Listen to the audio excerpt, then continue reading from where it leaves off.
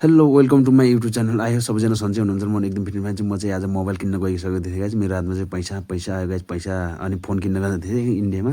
अनि मालिकको छोरासँगै गयौँ रुरु बजारमा जाँदै थियौँ। अनि गइयो गाइज हिँड्दै। म पछि हिँडिरहेको छु। अगाडि बड्डो हिँडिरहेको छ केटो। म पछि हिँडिरहेको छु। त्यसपछि गाडीमा ब्याग स्याग राख्यो केटोले। अलिअलि गाडी सफाइ गर्यो। त्यसपछि आइज केटा बस भन्यो।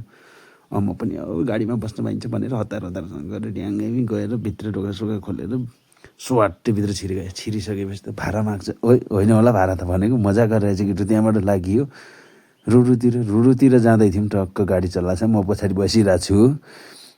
अनि म चाहिँ एक्लै गुना बसिरहेको पछाडि। अनि पुगियो रुरुको मेन लाइनमा।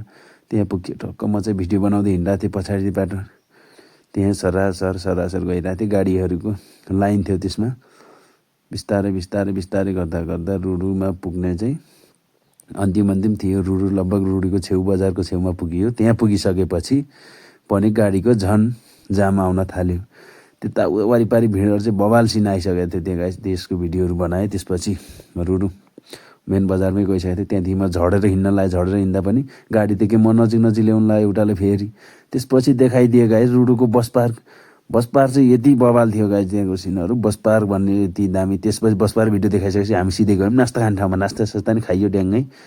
नास्ता खाइसकेपछि फेरि देखाउनु गएँ म त्यही रुरुको ठाउँमा। बस पार्कदेखि देखाएको गाइस। यो चाहिँ सबै पानी आउला जस्तो गरिरहेको थियो गाइस।